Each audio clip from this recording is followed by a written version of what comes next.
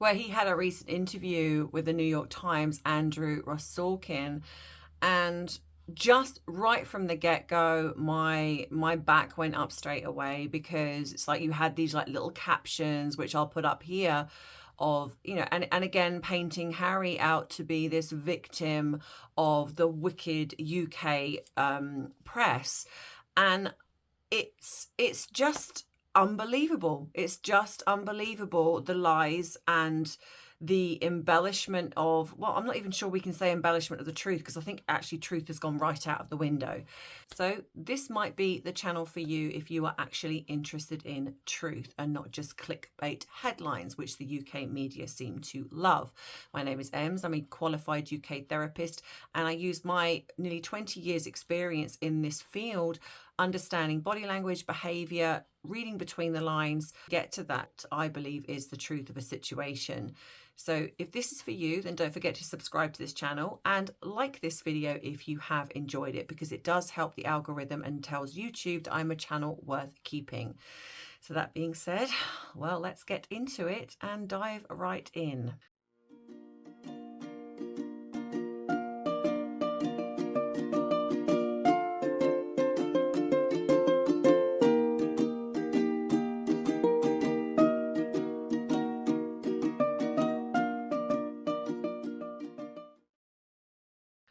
So as I said, when I sat and watched this interview, if you can actually really call it that, because Harry's body language, in my opinion, was off the scale in his, it was like, he didn't really want to be there. Right from the get-go, he was coming across quite rude, quite agitated. He just, in my opinion, he just was uncomfortable. He, like I say, he was quite snippy at times. Felt there was a lot of anger underneath a lot of what he was talking about. So I'm going to get into that. So what I'm going to be doing is what I do in some of these videos is I show you the video and I break it down. Now I might have to do this in two parts because it's quite it ends up being quite long, and I know that some of you don't always appreciate the longer videos, but for those of you who do, this is going to be broken down probably in two parts, but I shall see how we go. And then what I'm going to do is I'm going to do what I always do, and that is rant about it at the end. So yeah, so here it is now. So let's get into this and break down the interview between Andrew Sorkin and Prince Harry. Thanks. Good afternoon, everybody. Good afternoon. You know, I wanted to have Prince Harry here today because we've all been inundated. We've been talking about it actually all day in many ways about the media, about information and misinformation, disinformation, the role of social media in all of this, and how it really ties in to our mental health. And the truth is that the gentleman to my left, Prince, has more personal experience this than just about anybody I know. And Prince has more personal experience this than just about anybody I know. And he grew up in the spotlight as a child. His nearly every moment has been captured by photographers and journalists who have written about him endlessly. Often with stories that have strayed far from the truth. And he's been harassed in person and online. Often with stories that have strayed far from the truth. And he's been harassed in person and online, and it's taken a toll. It's also led him to examine these issues in a way that I think many people have not. And he's about to make headlines all over again because next month he's got a major lawsuit that he's brought that's going to trial in the UK against Rupert Murdoch's tabloids. It focuses on the phone hacking scandal that began more than a decade ago. And so we're going to talk about that and so much more. Prince Harry, I want to thank you. Thanks for the intro. For being here. Yeah, you didn't need an intro, really. Well, it's all the things that you just described. I now find myself sitting here under the spotlight in front of all these incredible people. So it's sort of going back over the same things. By the way, it's a very nice carpeted stage. But take me back, if you could, and if you go there to your childhood, because I think that was a really formative experience in terms of how that really led you to connect all of the dots in terms of how you think today about these issues. Look, as you touched on there, I've had a lived experience since I was a kid. I've seen stories written about myself that aren't exactly based on reality. I've seen stories written about members of my family, friends, strangers. Honestly, I just had to stop this here. Honestly, Harry, shut up. How, in this day and age, is he still able to bang on about this same thing? I'm not being funny. Every celebrity or any person that is in the public eye deals with the fact that there are stories that are put out about them that are made up. Is it ideal? No. Should it happen? Probably not.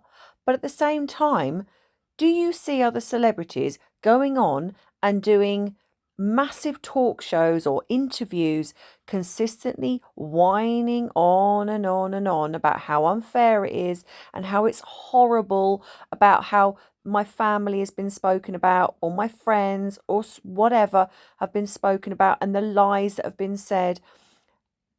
Do they? They might mention it in the odd passing interview, but this is the same thing that Harry goes on and on and on about.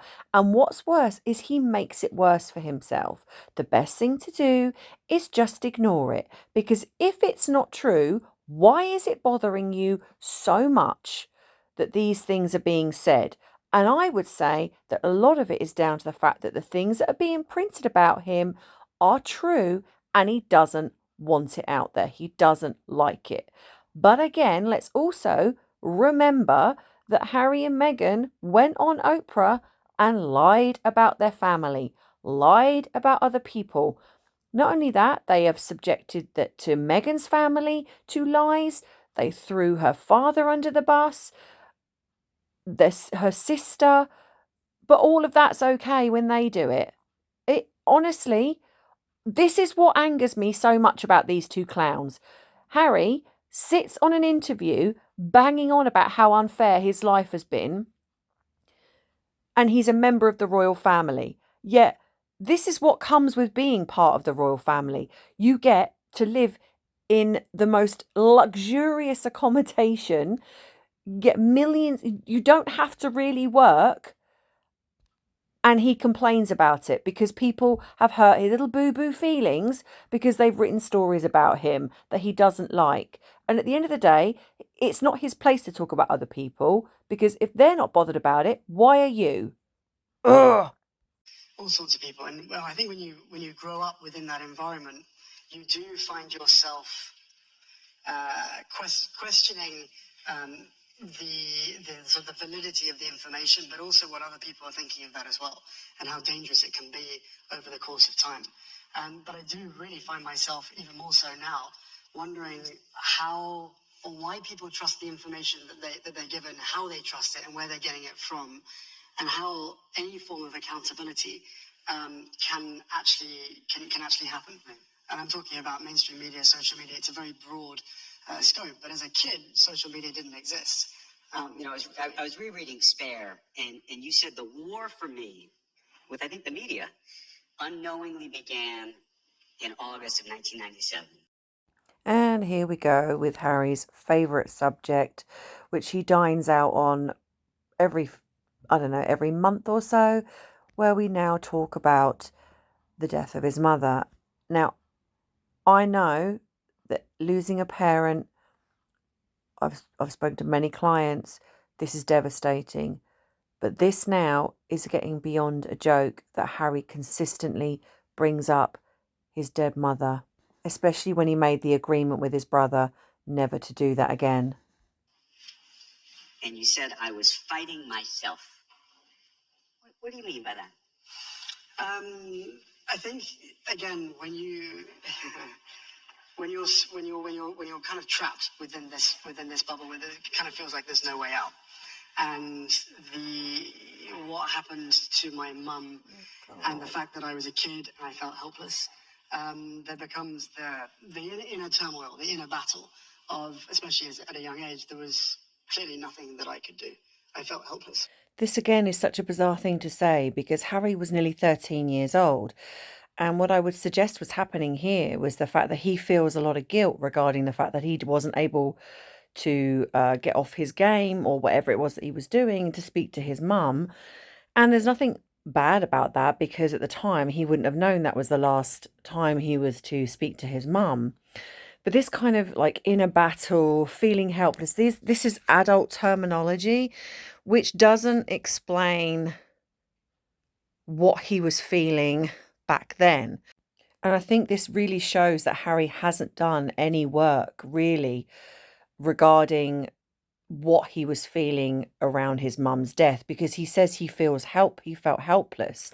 But I wouldn't necessarily say that that was surrounding the death of his mum, because he would need to look into what his feelings were. And I think he has some unresolved anger surrounding his mum's death, in dealing with the guilt that he felt.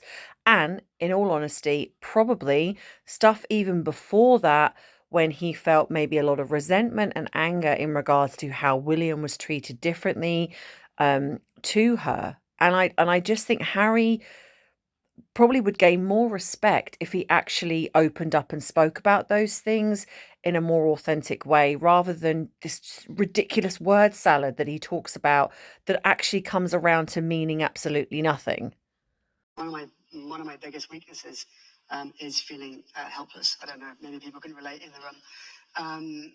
And it was something that I knew that I couldn't fix, and it was also a situation that I knew I couldn't get out of. And the thing that worried me the most was, what's happened to her? Is that going to happen to me, or is that going to happen to my wife, or is that going to happen to my kids? Happen to my wife, or is that going to happen to my kids?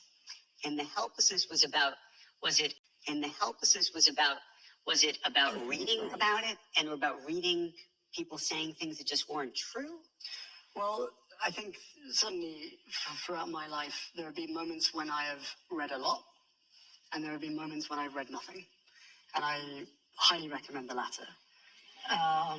Because once you stop reading the stuff about yourself, you've automatically removed the power from their hands. Because with that level of fear comes an element of control. And one of the reasons why I probably didn't,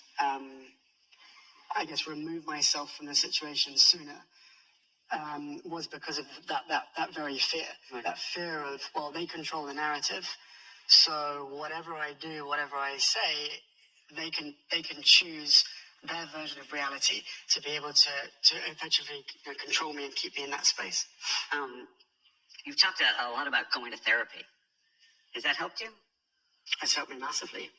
I highly encourage it. How so? For me, it burst a few bubbles for me. I think, again, living being brought up within an institution, because I think that a lot of people may think that I fit in a certain box. I actually don't. I kind of straddle many different worlds. I wear different hats, and I'm involved in so many different organizations, charitable business, and such like. But and again, on these subjects that you're bringing up, not therapy specifically, but I'm certainly by no means an expert. However, I do have a lot of experience, right, as you said, from childhood growing up. Again, we have Harry here talking about absolutely nothing, making zero sense. And just because you have a lot of experience in the growing up in the royal family, that doesn't mean to say that you have a lot of experience in everything else. And again, Harry seems to think that he's the only person that's gone through something like this. He's the only person that's been in the public eye, that's been subjected to the way the media has behaved. That's pretty much celebrities who have been, say, in the public eye ever since they were children, and they've grown up in that world. And again, like I say, just because he's grown up in the eyes of the public because of being in the royal family, he's also been afforded the best doctors, the best therapists, the best protection that other people haven't necessarily had that, and have gone through the worst things. and still managed to come out of it actually feeling quite healthy. They've healed. Harry hasn't. He's actually one of the worst examples of how bad this can go. This is someone who has not healed from past trauma. He uses it as blaming everybody else. He has no self-actualization. He doesn't look at of like healthy examples and adopt those mentalities. He just throws himself into things. He might be involved in organizations, but he doesn't actually do any work. He's got zero work ethic. He's lazy, he's opinionated, he's arrogant, he's rude, he's disrespectful. I'm sorry, but he is, like I say, the worst example to look at if you're going to have anyone as a guideline for therapy. Therapy was really the thing for me that, again, bearing in mind the circumstances, being brought up in an institution, I hunted, I was 10 years in the military. There's a very clear side of the road that one might say that he's clearly on that. And then obviously, as we know, my life changed a lot. So I am sort of, how I say it, straddling two very, very different sides in this case. But no, therapy for me was a blessing, because it was really what I would describe as cleaning the windshield. But what was the lesson for you about dealing with both this idea of your own life that you knew, that was factual, and this other life which you would read about? One might say, I never say I'd made peace with it. This is starting to feel a little bit like therapy, actually. And now group therapy. But I think I think in my situation, one would hope to be able to make peace with it. And to a certain degree, I made peace with some of the past. But what it really did was open my eyes and open my perspective on how to be able to resolve the inner war, the inner turmoil for myself.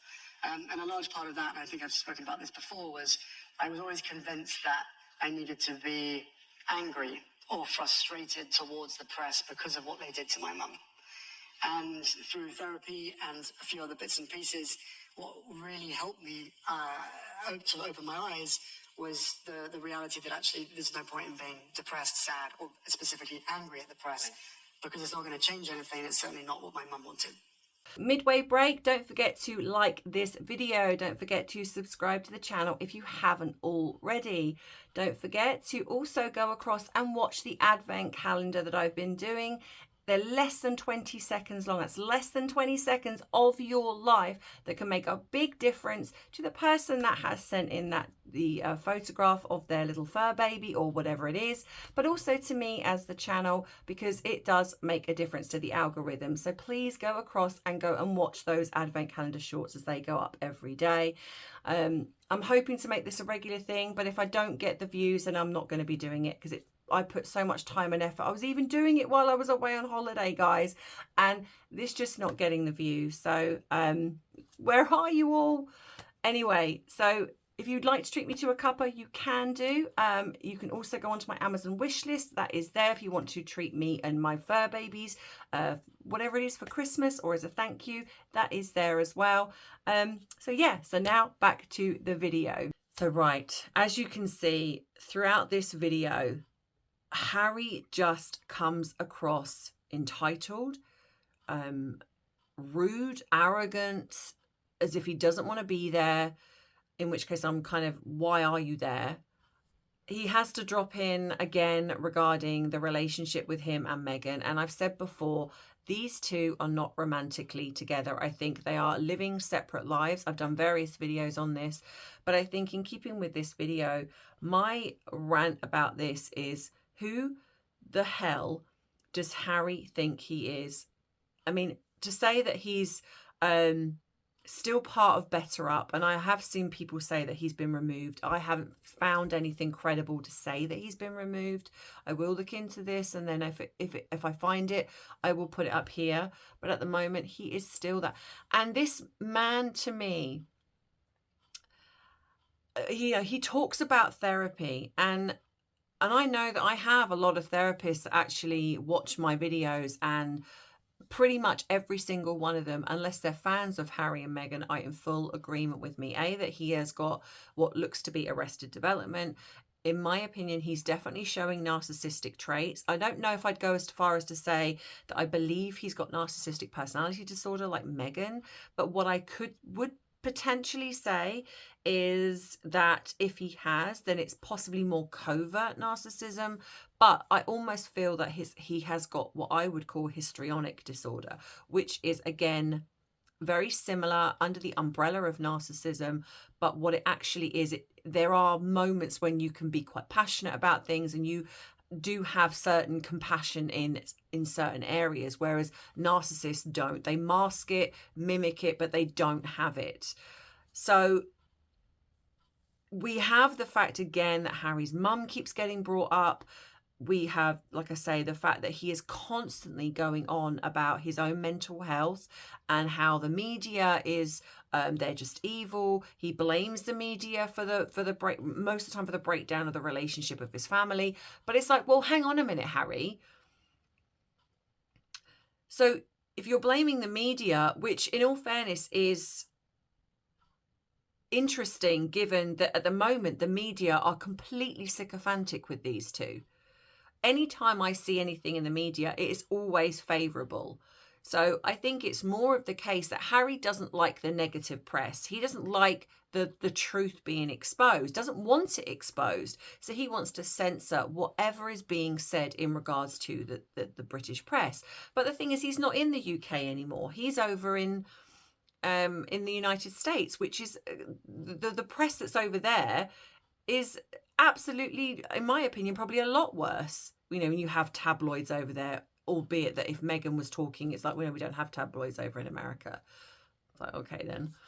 But it's more the fact that I think Harry cannot control it, and that is what this is really about. I think he's also a bit salty about the fact that William got a payout, and I do think he wants the same, or if not more. I don't believe he's going to get it, but he's very much someone that it's like he comes across so immature in the way he goes about things. And again, he courts the press when it's convenient, because in all fairness, without the press, no one would know about Invictus, no one would know about their Archewell Foundation, no one would know about anything that they actually throw 5 minutes to. That's okay to use the press there. Yeah, that's all well and good.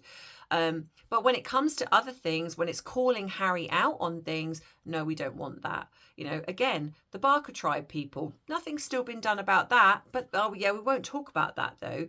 The fact that he is somebody that's in charge of, in a sense, life coaches who are supposedly, and there's been so much backlash with regards to Better Up.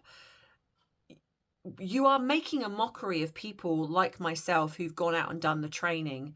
And this is exactly the reason why we train, because it's not enough to say, oh, anyone could be a therapist, anyone could be a life coach, which in some cases, in a lot of areas that can happen. But the truth of the matter is, it's dangerous, it's negligent. When you have somebody that hasn't looked at themselves enough to work on themselves, it becomes negligent, because what you can have there is anything that you're going through is going to bleed into something that could be going on for your client. When I've done when I've looked at myself, when I've done my training, I have spent hours and hours and hours of self-reflection, hours and hours and hours of looking at things that might come up for me. When things come up in sessions, you have to go to supervision, you have to go and look at that. I don't believe Harry has ever done that in regards to Better Up. He has got zero qualifications that matter in him working with people or working in that industry. And not only that, it's so clear as the nose on your face that Harry has not worked on himself. Because if this was the case, he would not be experiencing the level of anger and resentment that he has anytime he has an interview. You've only got to look at his body language in this interview.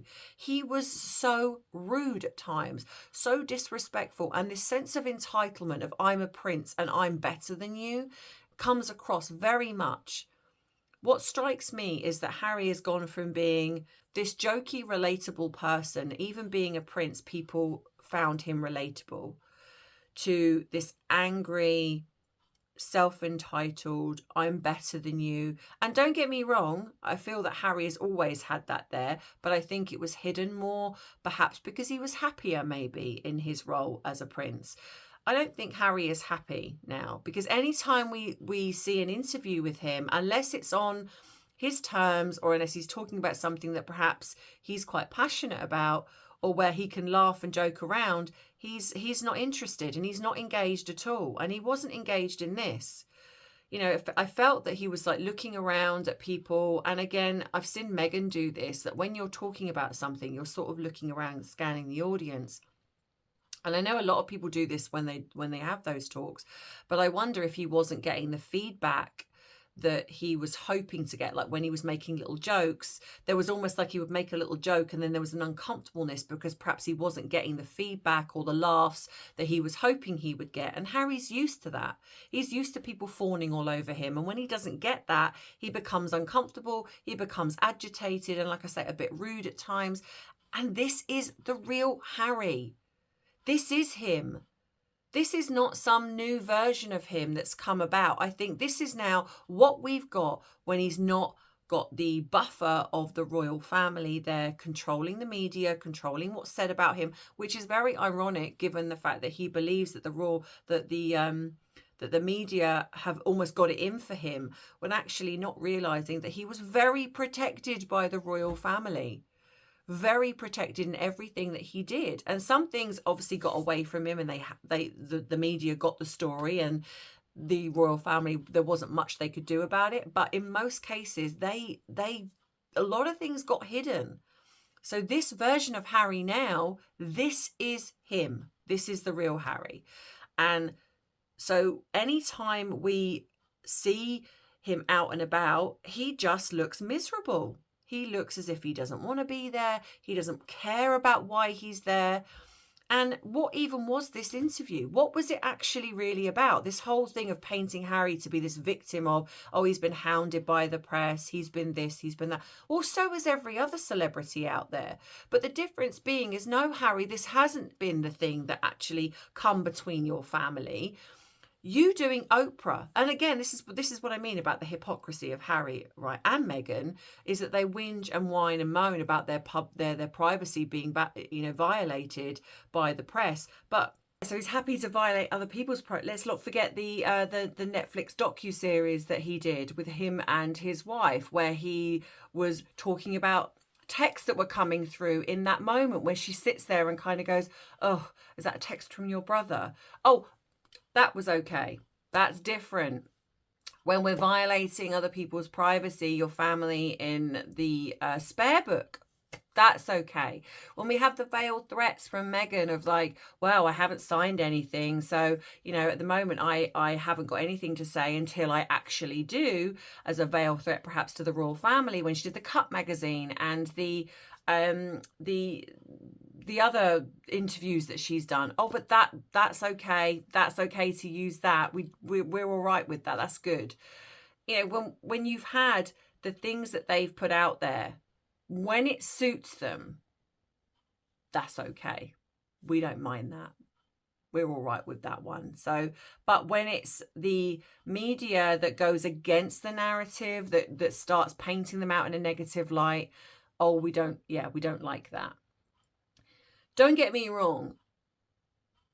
If there has been phone hacking and things like that, I don't agree with that. But then I am also of the rule of thumb is, well, if you're not saying anything bad, then nothing's going to come out. But if you are, then why? Why are you worried about what is or could be said? I mean, let's be honest, this is the Harry that thought he was talking to, is it Greta Thunberg and her father at one point, and some of the things that he said, and then that come out because they pulled a prank on him and he was saying some of the most awful things. Harry is lazy. I think Harry is somebody that's deeply selfish. I think he's very shady. I think a lot of this is distraction as well from the P. Diddy thing, because I strongly, and I'm going to keep banging on about this, I strongly believe there is something there. Because if it was just about him and him just meeting P. Diddy when he came over here for the Princess Diana memorial or whenever it was, then why wasn't William mentioned? Prince William would have been more important to mention because he's the future king. But Prince William wasn't mentioned, but Harry was. So this makes me think that Harry has got involved and he has gone to some of those parties. And okay, I'm not saying that he was involved in the real awful side of things, but there is something there. And I do think a lot of this is distraction as more and more things come out. So I think Harry wants that controlled. He doesn't want all of the shadier side of what he's got up to, the truth regarding the children. I don't think he wants that coming out. And I think that a lot of this is what this is really about. This is not about Harry wanting to protect children. This is not about Harry wanting to protect the privacy of people and, oh, you know, the mainstream media need to tighten up what they're doing and clean it up. It's not about that at all. Harry's self-serving. So is his wife. And that is what this is about. It's about control and censoring the free speech or whatever it is to stop whatever the truth is from coming out. So let me know what you think in the comments. Do you agree with me? Do you not agree with me? Do you think that is exactly what is kind of going on with regards to Harry, and what are your thoughts in regards to this interview? Don't forget to like and subscribe to this channel if you haven't already. If you would like to treat me to a cuppa, you can. Yeah, like I say, don't forget to watch the advent calendar, and there's lots of things coming up. I've got hopefully a surprise for you next week. I've also got a live coming up where I'm actually going to go live with you just before Christmas. So you can come on and you can ask me anything you like and we can talk about anything you like. So that being said, I hope you have a great rest of the week and I will see you in the next video. And as always, I love you, I appreciate you, but most of all, I respect you. Take care. Bye-bye.